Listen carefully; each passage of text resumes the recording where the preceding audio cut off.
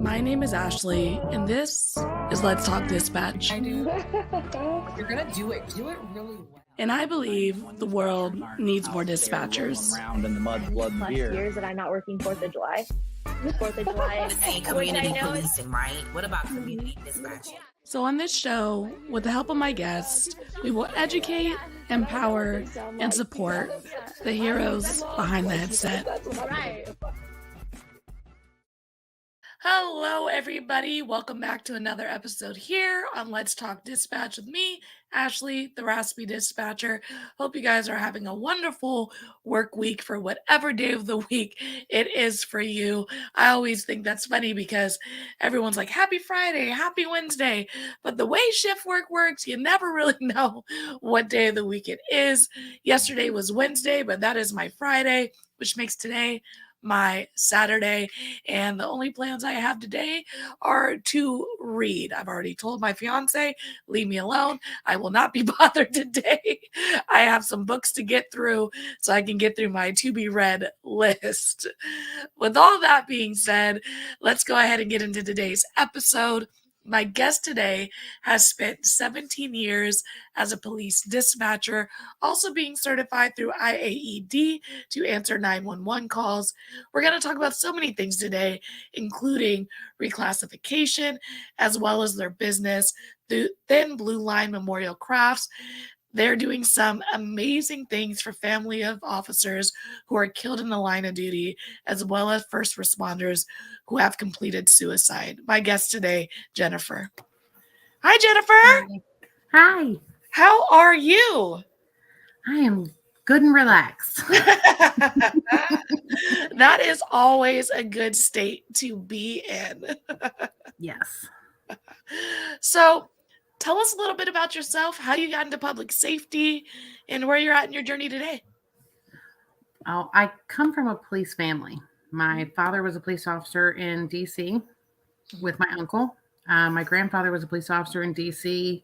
until he was 38 or so, and then he had a heart attack. And back then, when you had a heart attack, you didn't go back out on the road. Yeah. So he became a parole officer after that. There were hopes that I was going to be the first girl police officer in the family. I lived a life a little too rough, riding horses, driving too fast. Sounds like that's perfect for it. Well, I hurt myself, Aww. and I couldn't be a police officer. Yeah. So kind of gave up for a while. I got married when I was 18. Had my first baby and needed a job. And my uncle said, well, the police department's hiring dispatchers. Why don't you apply for that? Okay. I guess. So I went and I took the test and I interviewed, and it took about 8 months, and they called me and said, we want you to start in 2 weeks. I said, whoa. I got to figure out daycare, because I was totally not expecting it had been 8 months. I thought they didn't want me. And so I had to arrange daycare and everything. So my oldest was a year old when I started. And he now works, he's a dispatcher at my same agency. He's been there for about a year now. So cool. I love it. I love the family involvement in law enforcement and how it's bled over to dispatch in the police department. I think it's amazing. It's so cool.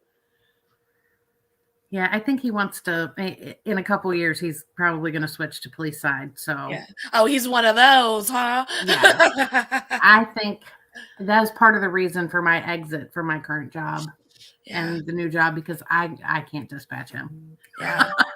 I couldn't. Yeah, I could only imagine. Like some of my coworkers and who have dated, married the officers that we work with and stuff, and I'm just like, that'd be tough. Like, I'm not involved with them, and I care a little bit too much. I couldn't imagine, having a personal relationship outside of work with them like that, and having to dispatch them as like a mother-son situation. That's tough. Yeah, I didn't do well teaching him to drive. When he started to drive, when I was at work and I knew like the timing was just right, it was in the right spot, and there was an accident, I would freak out. Yeah. I Yeah. would be like, I need to know. I need to know what kind of car that is. He's all in patrol and you're watching his speed on the CAD and you're like, "Hey, Right. slow down." Mom. Yeah. No. No, I can't. I can't do that. So I'm gonna quietly exit into U.S. Park Police and be a federal employee. Very cool. Well, I would imagine, if you're gonna leave your kid anywhere, you know what I mean, to be on patrol, leaving them with the folks that you've worked with for 17 years is a really good position to be in. Yes, I have a few in mind that I hope he gets for his training officer. Usually first day, like your mom put you here. She assigned you to us. She's Right. part of your assignments today. I've already told one he has to get his FTO status so he can teach him. So, what was it like for you in the beginning? You've been at your agency for 17 years. I think that speaks volumes for an agency. Not that it's always perfect or that, everything's all sunshine and rainbows, but staying somewhere for 17 years, especially in this line of work is no feat. Yeah, it was hard. I was a relatively new mom. I had stayed home with my oldest for a year. He had never been to daycare, nothing. I was a mess. I was an absolute mess. The first 3 months I worked there, I cried on the way to work every day. Aw. And I was leaving I him. cry on the work every day too, but for different reasons. The girl that was babysitting him, I was high school friends with. We were like, I don't know, we were best friends. Mhm. We knew everything about each other. And so I had no fear that something was going to happen to him. It's just that I wasn't with him. Made it more stressful Yeah. to be in a new place, learning basically a new language and knew everything. And it was hard. It was really hard. And they took their time with me training wise because it was hard. I think then our training program was only like 3 or 4 months, and 4 months was if you got extended, and I got extended. Hey, nothing wrong with that. You here now. You made it through. Right? Training And is hard. it This is. job's tough. And I tell the new people coming in that it really is. It's like learning a whole new language. And when you're learning a new language, people that I've talked to that do linguistics and can speak 7 languages, when they're speaking Spanish or they're speaking Greek or Arabic, they're thinking in that language. So that's one of the keys to learning a language is to start to think in it. So when you're out and about doing your shopping, driving around, whatever, if you're alone, call out traffic stops, call out tags, the way they call them out. If you're not alone and you're in a public setting, just think. People will think you're crazy. Call it out loud and then write in and tell us how that went. But when you're walking through the grocery store, look at people and run through your head a suspect description, a foot chase or whatever 10 codes you use for things. Try and see how you can weave them into your life, your everyday life. I used to give my son commands in 10 codes. And now he's in dispatch. I mean, are we surprised? I don't. Probably not. That's amazing. Yeah, I mean, training is so tough. And I imagine talking to people who have been doing this for so long and realizing that dispatching, right, hasn't really been around for that long. And Right. then folks who have been doing this for 17, 25, 30 years have really essentially seen dispatch grow up and change and evolve. And what has that looked like for you? Because I feel like when we talk about change in a dispatch center, folks who have been doing it like for as long as you have really had to change in the dispatch center. What does that look like for you, and how have you been able to gracefully do that? I don't know about gracefully. I don't do much gracefully. But I started in 1999.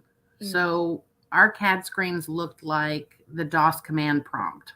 Oh no. They were black screens with, green writing on them. We had one NCIC terminal. And so if you only had two people, one on each channel, because we have two radio channels, and then you would roll your chair back and forth to the NCIC terminal.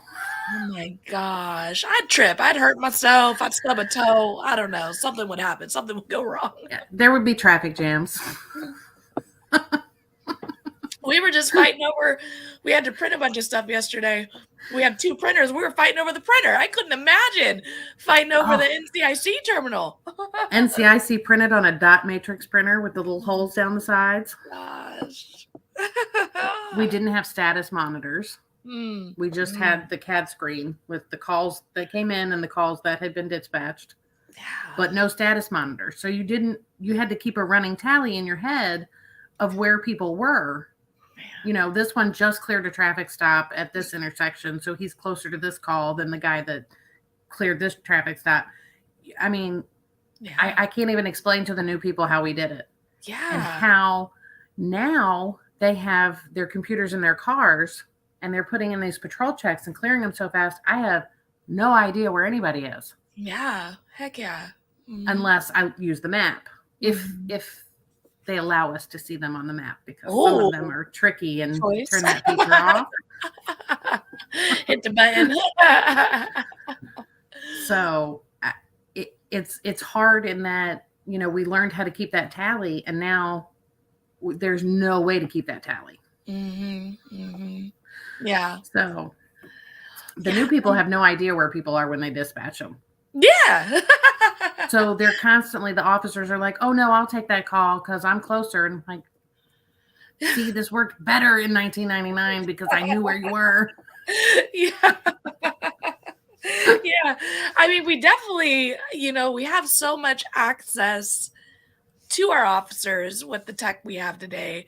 But you're right. I mean, the way we operate today, I've said it before on here, is like, I don't know if I could have done this job like without the technology, because I've grown up with the technology, but the way you folks would do this job without cell phones, without mapping, without rapid SOS deploy, text 911, like all these things that just increase our knowledge, increase our officer safety, increase our accuracy.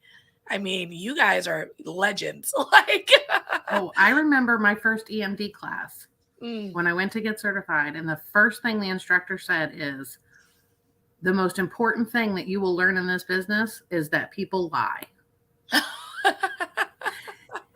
They will lie to you about where they are unintentionally because maybe they don't know where they are. They will lie to you about what's wrong. They will lie to you about who did it.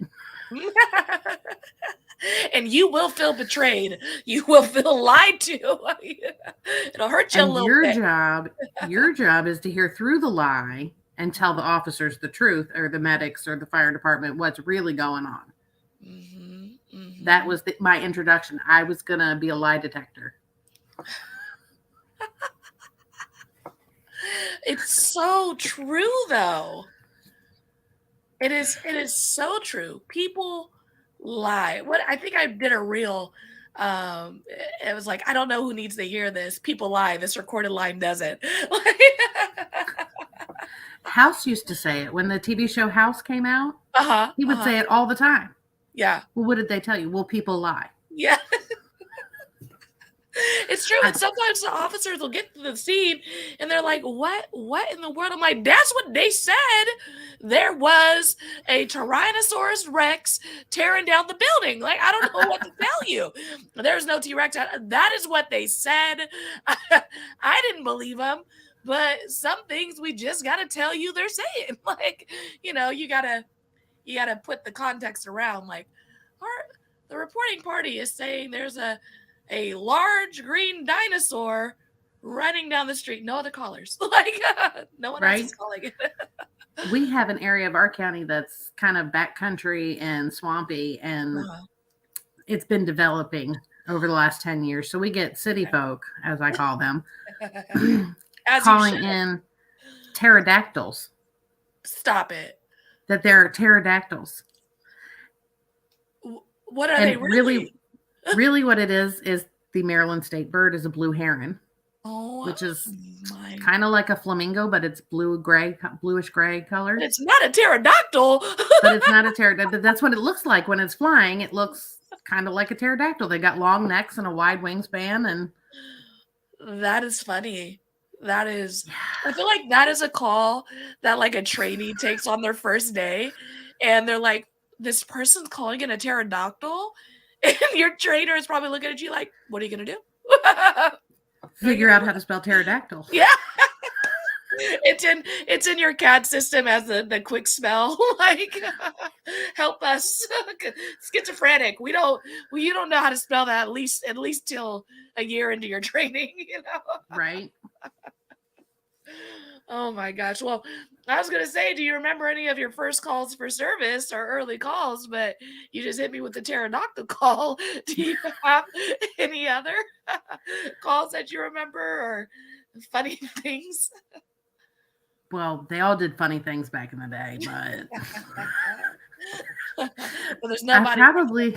probably shouldn't tell any of those stories because they're all still living. But yeah, we get the pterodactyl calls. We get you have those calls that you never forget. Mm. And even though I don't answer 911 frequently because I'm a police dispatcher where I am, they have 911 fire EMS dispatchers. Oh, okay. And then they have the police dispatchers. Very So I'm certified for 911 because we're in the same room, Mm-hmm. but I don't have to answer it often anymore. In the old days, we had to answer it more. But we still get calls through the police radio when an officer's down. Yeah. I remember, I think I'd been there for 2 years. We had an officer, they had training at the academy, and they were all leaving. And one of our officers was on his personal motorcycle, and he got hit by another officer from another agency that was leaving. Oh my gosh. And the sergeant that called it out on the radio is Mr. Cool as a Cucumber. Nothing phases him. He can be in a 1080, high-speed chase, foot chase, whatever, and he sounds like he's playing golf. Yeah. But his voice that day, I will never forget. Because we were all, the officers on the scene that saw him and us hearing him in communications, we all thought he was going to die. Yeah. Yeah. They called a helicopter and took him up to the big trauma hospital in Baltimore. And he lived. He had a lot of short-term memory loss and things like that, so he couldn't be a police officer anymore. Hey. But I will never forget. And there was no get up and go collect yourself. Yeah. Because the radio keeps going. Somebody was hurt, but life goes on and people are pulling traffic and calls are coming in. And so that's one I will never forget because I handled it beginning to end. Yeah. Wow. And just the idea of like sometimes we cannot step away, and it just speaks to our need for, staffing our centers and having, that backfill that does allow us to, eat, sleep, drink, and take a moment when things do impact us.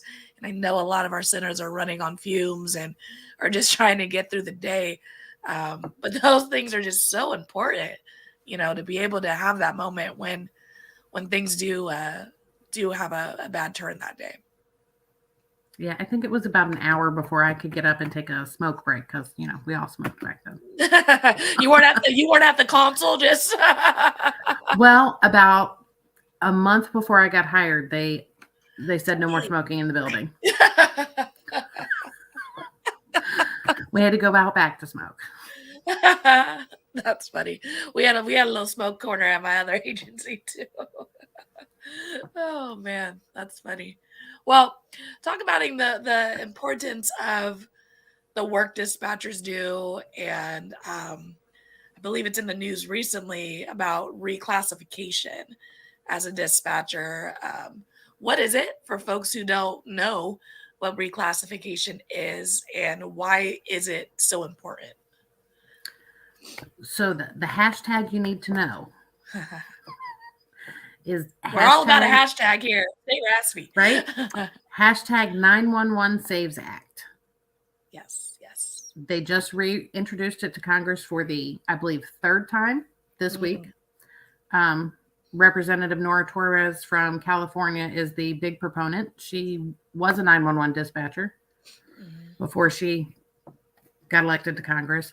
So this is a big deal for her. Currently, dispatchers, whether you're a 911 dispatcher, a police dispatcher, a call taker, I believe in my heart of hearts that even the non-emergency call takers, station clerks, whatever you call them, should be included. Yeah. I don't know if they will be. But currently we are classified as administrative support staff, like secretaries, hotel clerks, taxi cab dispatchers. None of these people have to give life-saving instructions over the phone. It's considered a clerical position because when 911 first started, they actually had doctors and nurses answering the phones. Yes. And then they decided, well, that was maybe a misuse of their skills. Yeah. So it became the job of, in very small towns, some places the sheriff's wife answered the phone at her home. At her home. In the middle of the night. Oh, man. But then it became more of a clerical position. The records people, they've split all these positions up now, but your station clerks, the people that sit in the station and answer non-emergency phones, that's where it started. They file warrants. They did all the records work. They did everything. And they dispatched. But now we have dispatchers, we have records technicians, we have station clerks, whatever name you call them by. I'm fine being a dispatcher. I don't care. Yeah. I'm like, there's so many things. Dispatcher's easy off the tongue for me. In 2018, we bid the office of, it's OMB. I forget what the letters stand for. I don't know either. They're the government entity that says what every job is classified as. I see. Okay. And in 2018, we told them this is not right. We want you to change it. We wanted to be classified as a public safety profession, and we wanted a title change to public safety telecommunicator. Well, they decided that we could be called public safety telecommunicators, but we wouldn't actually be classified under public safety because our job is still a clerical job. I guess because we type. Seriously, yeah. I have my suspicions why this has taken so long to do. We are a predominantly female field. Very true. And so, who cares? Is usually the feeling on that. No, it's true. It's totally true. So since the bid was knocked down in 2018, we cannot rebid with OMB until 2028. They only do it every 10 years. Wow. So now they're trying to get the bill through Congress to force OMB to reclassify us despite the 10 years not being up. Because if Congress says it must be so, then it must be so. Isn't that fancy of them?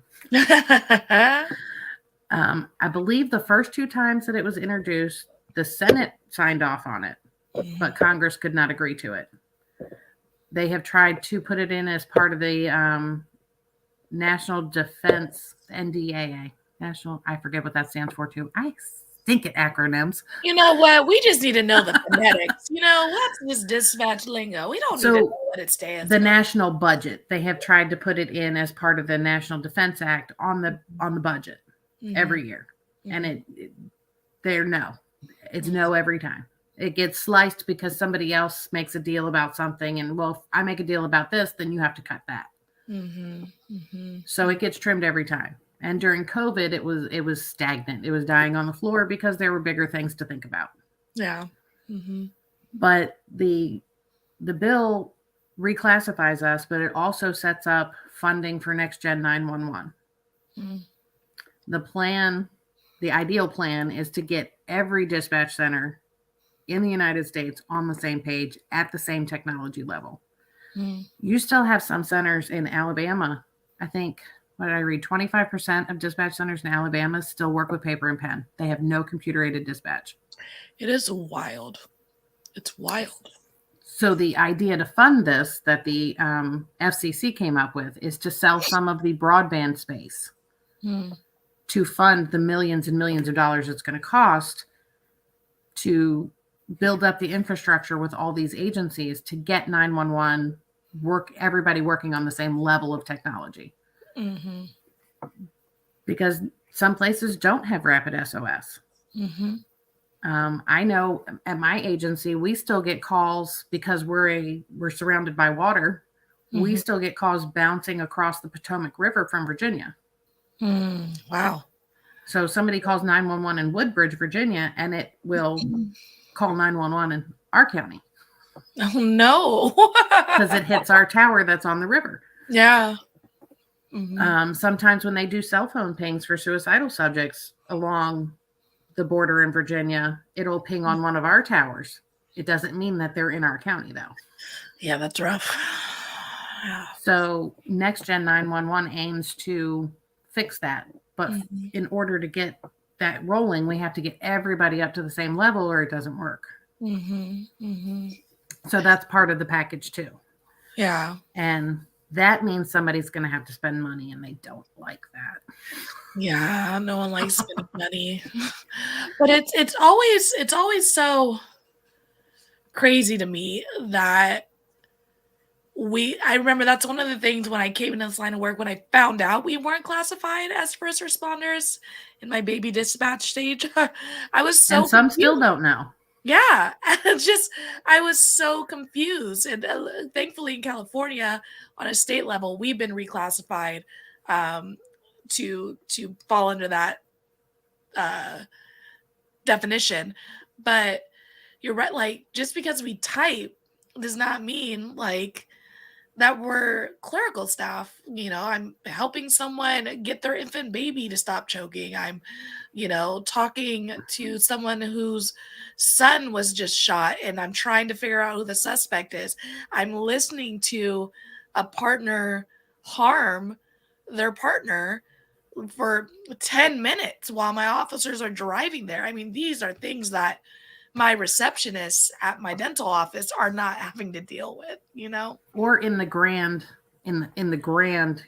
this never happens balloon. You have dispatchers listening to people taking their last breaths in the Twin Towers. Yeah, my gosh. Yeah. You have dispatchers listening to the last words to somebody's loved one on an airplane that crashed in Pennsylvania. And these people got no recognition and are ever barely mentioned. I think there's a documentary out there about the dispatchers from 9/11. I believe so. Yeah. But there was never news coverage about what these amazing people did. And some of them are still working in the profession and some of them still at the same agency, which astounds me that day did not destroy them. Yeah. They should get medals if they're still there, because seriously. Because it is dispatchers such a second thought. It's such a second thought, right? Like when the thing happens, whatever that thing is, whether it's like 9/11 or an active shooter or it's where the public does not have a realization that by the time the thing hits the news, by the time the officers arrive on scene, the dispatchers have already been knee deep in the thing for at least 10-15 minutes, depending on the response time and where you are. And, if we're out there in more rural communities, like, maybe even longer. But by the time it's hitting the news, by the time the officers are on scene, dispatchers have been dealing with it. They've been, trying to narrow down suspects, starting the EMS. They've been doing all of these things. And the aftermath is always, there's no recognition of that aspect of the event. They'll pull 911 recordings Unless you mess up. unless you mess up. If you mess So up, true. you're on everybody's list. Yeah, and then all of a sudden we're talking about dispatchers and their need to be better, and it's like, we need both sides of the coin. We need to be acknowledged when we're doing this amazing, awesome work, when we're doing things that are really impacting and saving folks' lives, as well as, we need to be called out when we do a poor job, and we can learn from that, of course. But man, we do need to be recognized for the things that we're doing daily, because there's so many things that don't even make the news. You know what I mean? Right. And then there are states that have legislation. I think there's 21 now that have some kind of legislation on the books. Mm-hmm. And that makes the map look pretty red when they color the states in red for all the states that have done it. I know in Maryland, they always color our state red. Like, we're considered first responders here. They got real tricky in Maryland. We're considered, they decided to call us 911 specialists. And you're a 911 specialist if you dispatch for a law enforcement agency and you are licensed in some way by the state, which we have to be. That's why I have to be certified in all of the EMD things, EMD, EFD, EPD, all the letters. And then we have to prove to the state that we're certified. And then they will give us a state level certification card that says, in Maryland, we're allowed to be an emergency dispatcher. Wow. So they decided to call us all 911 specialists. And, but we're only considered first responders for the retirement tax break that they offer first responders. It's like the first $15,000 of your retirement income is not taxed. Property tax discounts, which my county does not participate in. Of course, that's how it always works out. And for mental health access to mental health services, and that's it. Important, yeah. That's it. They were very specific. Some little leprechaun wrote these bills very specifically. The wording is very specific, so it's not for all things we're considered first responders. It's just for these few things that they want to be very specific about. And you'll find that if you look at the bills from other states, some of the other states are like that too. It's only for this or it's only for that. Well, I don't care about the tax break. Straight up, yeah. And some of my officers don't even understand. And lieutenants and captains in my agency don't understand why we're not classified as public safety, didn't know it. Yeah. And in the state of Maryland, it can affect grant money. Yeah. For things like their DUI assignments, warrant sweeps. If they want a dedicated dispatcher, they can't put that salary on grants that come from federal money, U.S. Marshal Service, things like that, because we are not public safety. Yeah. Wow. So then that puts them in danger because now you have a dispatcher with a split focus. And when you have a warrant sweep where you're hitting 6 houses all at one time, and you have to be on a regular channel or on a secure unmonitored channel with no dispatcher, that can pose a problem. So it affects more than just our benefits. Yeah. And our access to mental health, which are very important, but also the safety of our officers. And a lot of people don't understand that either. Yeah, I honestly wouldn't even have thought, that far into the weeds of how the trickle down effect really does happen. And I mean, I think it's one of those things where if you're not dealing with it, you're not impacted by it, that you don't realize that it's a thing. And I think that's probably the problem with getting these bills pushed through. It's like, if you're someone who's never had to deal with a life or death emergency, you had to contact 911, had to be on hold because there's not enough dispatchers to answer the phone, you're not going to realize how important this bill is, this act is, this reclassification. When you're directly impacted by these things, and you've had experience with a good dispatcher, you've had experience with a poor dispatcher, you're going to be more invested in, that process. But we shouldn't have to have trauma to make change. Right. like that shouldn't be And the what goal. what angers me, I get angry because we have two major professional associations, APCO and NINA. Yes, They're supposed to be professional associations. correct. That's what they started as, Mm-hmm. to advocate, to get grant money, Mm-hmm. and now they have pivoted a little bit into training. Mm-hmm. They get a lot of money for these center manager courses and things that they have created, which are very good. Mm-hmm. They cost a lot of money. They're making money. Mm-hmm. So now they're not an advocacy group so much as they are a training company. Mm-hmm. Yeah, I can And see I that. think that I know in the state of Maryland, because we are licensed, our licensure entity, this Maryland, we call it MEMS. I don't remember what it stands for again. Everyone's going to be with their acronyms Googling at the end of this, Right. including me. It's the Maryland EMS something, but they're the ones that do our licensure. Mhm. They've decided that, and the state of Maryland has decided that everybody that's in public safety has to take a bias class. Okay. Cool. We're not considered public safety. Oh. But Nina has developed a telecommunicators course, a bias class specifically for dispatchers. Mm-hmm. So the state of Maryland says we're taking this one from Nina. Okay. My issue is why didn't Nina say to them, well, in the state of Maryland, your dispatchers are not considered public safety. Mm. So if you're requiring all of public safety to take this and they're not public safety, then maybe we shouldn't teach that class in that state. Mm. Yeah. I mean, if nothing else, it gets the state to think. Yeah. Like a pushback on the realities is like, this training is good. We're not saying the training is not needed, accessible, or hey, Well, like training knowledge is good, but if I'm not classified, what are we doing here? You know what I mean? and when I Like, went to this class that Mhm. is especially for dispatchers, now this part is not on Nina. This is on the agency that hosted the class. There were people in there that were not dispatchers. Yeah. There was an animal control officer in my class. There were some EMS people in my class.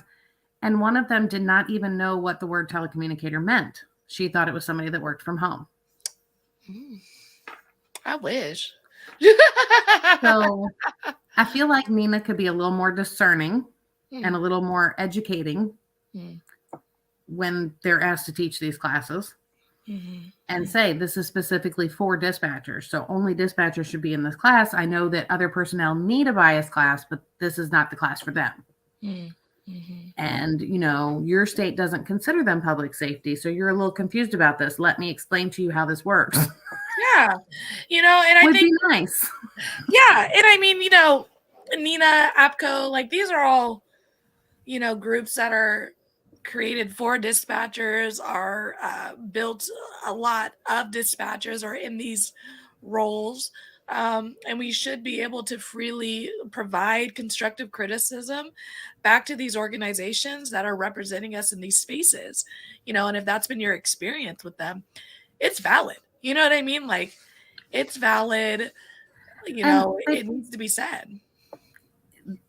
The PR that surrounds all of this reclassification, I don't understand why somebody doesn't go to. We got all these TV shows now with dispatchers in them, live ones, fictional ones. Mm-hmm. I've heard, I think, a 10-second blurb on 911 on Fox by Jennifer Love Hewitt about reclassification in like the first season she was on. At what, season 2? Mm-hmm.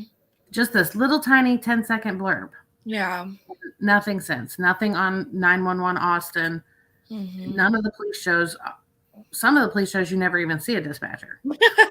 What's a dispatcher? Right? You see them, I think on Chicago Fire a couple of times they went into the communications center. Mm-hmm. But it was just like a backdrop. Yeah.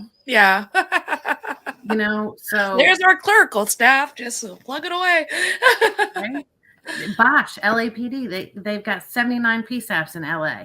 LA County has 79 PSAPs. Yeah, LA's wild. When I got a call Where out are there, they? like, You never see one of them in Bosch. Yeah. Not one of them. Mm-hmm. I have heckled Titus Welliver on Twitter a lot. I love I it. have actually been on there today heckling some of these actors and actresses that are on cop shows Uh-huh. that are, they're bragging that the SAG-AFTRA strike is over. Yes, yes. So here's me. Well, if you have any energy left over or maybe a little anger that you could share around, America's dispatchers would appreciate it. If you just tout the 911 Saves Act for us. Man, Jennifer's pushing it where it needs to be pushed on Twitter with the actors, the actresses. The actors, the love it. politicians, I tag my state reps in it. Yes. Good for you. It's needed though. Like there's a lot of, like we said, dispatchers who still don't really understand the reclassification process, how important it is. Citizens don't realize how important it is and how it all trickles down to creating comm centers that are well prepared, well funded, well trained to help our community. I think if you Google 911 dispatcher news, like the first five things are going to be low staffing, long wait times, terrible Retention issues. situations. Yeah. I mean, and all that comes from not having a standard across the board. No, you're fine. Not having a standard across the board, and we need to. The place in Alabama should have the same access to the general technology that I have in my CAD center. And, from New York to Iowa to, all across the states, there should be a high standard, a bottom line that we have a CAD system, we have a locating software, and we have access to text 911 because it's inclusive and it should be accessible. Well, there are people, John Q. Public out there that have no idea how 911 works. Yeah. They think that it's like calling ADT, one national center for everything. Like you call and they just know where you are. Yeah. People just don't know how 911 works, and it works differently everywhere. In Germany, they have a national 911 system, but they still have small centers all over the country. Interesting. But they also, and a lot of people didn't know this, we lived in Germany for 6 years. My husband is a civilian for the Air Force, and his job took us to Germany. Very cool. And they were just starting to get protocols at the German 911 centers. And a lot of the military people didn't know that they could call the German 911, which I think was 311, I think. I'm like, and they would speak English because they require that their 911 dispatchers speak English and German because there are so many American bases in Germany and Americans in Germany working. Yeah. So they would call the base special forces police if they had an emergency but lived off base. Yeah. So the base was getting 911 calls. And they had just, your E1 and your E2 that are sitting in the dispatch center overnight, and they're getting calls for somebody's baby is not breathing. And they're like, we're going to transfer you to 911 because we don't know what to do. Like, no. Let me get to someone else. Sometimes the call would transfer, sometimes the call would drop. Right. So IAED was moving into Germany for the Germans at the time, and I knew somebody that I used to train with when I worked at the sheriff's office. And so I'm like, you need to talk to the military, the Air Force, about getting protocols for these guys in the special forces, in the police, the MPs, because they're getting calls and they don't know what to do. And if they transfer them and it drops, then what? Yeah, scary. So they at least need to keep them on the phone. And if it's somewhere where you have something where you have to give CPR instructions or something, and give those instructions while somebody else calls to get emergency services there. Because if you try to transfer that call and it drops and you can't call them back, then what happens? Yeah, that's they scary. Put the baby in the car and they drive to the hospital on base because they don't know where the German hospital is. Yeah, oh my gosh. So they did end up getting protocols, at least the base that we were at. I don't know if it went wide. I'm pretty sure it went wide, but Yeah. But how cool to see something that can be improved and have some knowledge, behind that and be able to give some feedback. And it's just them putting those protocol in, it saved lives. Like, without knowing of a specific incident, creating that standard has improved the ability to save lives when those calls are coming into that center, even though they're not technically, a 911 right. establishment. It was something to do while I was making babies and raising them. This is something why I did in Germany. Well, let's talk about something else that you do. Tell us about the Thin Blue Line Memorial Crafts and what you got going on there. So the very first thing that I made was a shawl. We lost one of our police officers, Corporal Claggett, on his way home from work. He got in an accident and didn't survive. And that was my first line of duty death. Mm-hmm. Now, mind you, I've been doing this since 1999, and this was 2014. So we haven't lost an officer in a line of duty in a long time. Yeah. And this was my first. Mm-hmm. So I made a shawl, a black shawl with a thin blue line for his mom. It's not the same pattern we use now because I wanted hers to be hers. Yeah. And my sister made a shawl pin for it to hold it closed. Mm-hmm. And that was the first one I made. And then that was December 2014. Mm-hmm. And then in March of 2016, the county just north of us had an active shooter incident at one of their stations. Wow. And one of their officers was killed by what turned out to be friendly fire. Wow. It was just crossfire. Yeah. And I went to his funeral and I gave his mom the shawl with the pattern I now use for all of them. Mm-hmm. And I came home that day and I thought, I can't just do this, when I feel like doing it. Yeah. And so I talked to one of my friends that also crocheted. And at the time, she helped me get it started. She's like, well, let's do it. Let's start a Facebook group. Let's do it. Mm-hmm. So we did. That same day, we started the Facebook group and I started sending out items. And the first big one was the shooting in Texas with the 5 officers that were killed in Texas. Yeah. Those were my first items that went out. And it took me forever to get them all together.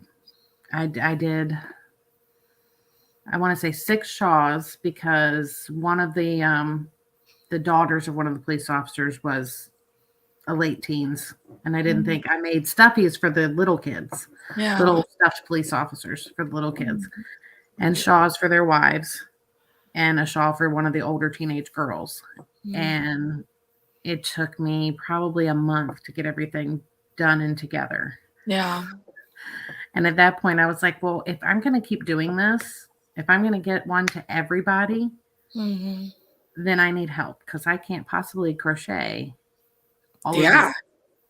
Yeah. I mean, even if I just went from the list that the Officer Down Memorial page puts out, I cannot keep up. It's so unfortunate, right? Right. And so I make blankets if it's a female officer and for her husband or dad or brother, whatever she has. I mean, if she has a mother, I'll do a shawl for mom. Usually for the male officers, it's a wife, a mom, But if I know for a fact that the next of kin is a male, I'll send a blanket. If I know it's a female, I'll send a shawl. Sometimes I send hats and scarves to people that were involved in a shooting and just injured, or the officer that helped or tried to help the officer that got shot, or just because it makes me cry and I have to do something. Yeah. Heck yeah. I do take requests. So for officer suicide or first responder suicide, I do take requests. If you want an item for a family, I do gold line, blue line, red line, whatever color line, military, EMS. I don't care. Mm-hmm. The silver one, I still haven't worked that out. I guess it'll have to be gray, light gray. I haven't made one of those yet, but I have done some gold line ones. But mostly I work from the list that Officer Down Memorial page puts out, because that's everybody. That's all the line of duty deaths. They don't have an accurate enough list for the suicides. Yeah. There's Blue, I think it's called Blue Health, that has a website, but that's an opt-in kind of thing. That doesn't report everybody, because that's a sensitive thing. Yeah, for sure. For sure. So, and I usually send it to the chief or the sheriff or, whoever's at the top of the food chain at the agency. And with a letter asking them to deliver it for me. Yeah. If it's local, I might go to the funeral myself and deliver it, or have one of my officers take it. But COVID was a real kick in the pants. Yeah. I did not get to. I had to actually separate the COVID deaths from the line of duty deaths on the list, because they were all going. They were line of duty deaths. They were on the Officer Down Memorial page, but there was literally no way, even with other people crocheting, that I could keep up. Yeah. Because it was too much. Yeah. 2019, I got to every single one on Officer Down Memorial page. Every single family got an item. Yeah. When COVID happened, that all went out the window. Gosh, yeah. I could only imagine. Yeah. I mean, just it's such a small things matter, right? Like just being recognized, someone taking the time to do a thing without being asked or benefiting from it, other than, your heart being full. Those things do mean a lot to so many people.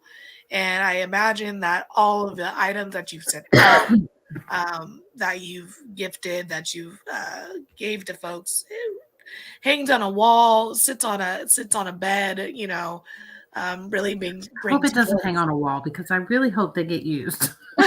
Well, the blanket, I mean, I guess not on a wall. You're right. So I want them to wrap up and be couch. cozy. Yes, they're receiving hugs from your crochet, and I think it's an awesome thing that you're doing. How do folks find you to make those requests, or see the items that you're sending, and see the work that you're doing? Well, I have a Facebook page that you can message. I have Instagram that you can message. I have a website that I think has all the links to the social things. Awesome.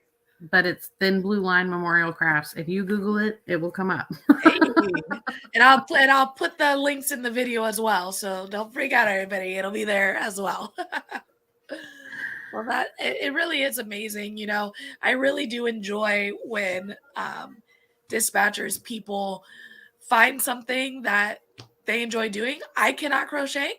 It would be a problem if I start making crochet stuff. But some of your fellow dispatchers may crochet, and if they would like to help, blankets are the big need right now. I have, I think, 22 blankets on my list that are needed. Oh my gosh. I will, after we record this, I'll put out a blast on my Facebook pages and stuff to see if we can get some folks connected with you to help. Because it is amazing when dispatchers pour into the thing that makes them happy and put it back out into the world. However that looks, it looks different for everybody, right? For you, it's the crocheting and sending it to the folks who've really been impacted by committing to this line of work. And it's just a wonderful thing to see. And I look forward to hopefully getting more people to assist you in making these blankets and these items for folks. That would be awesome. Yes. And if anybody knows anybody that knows how to set up a 501c3,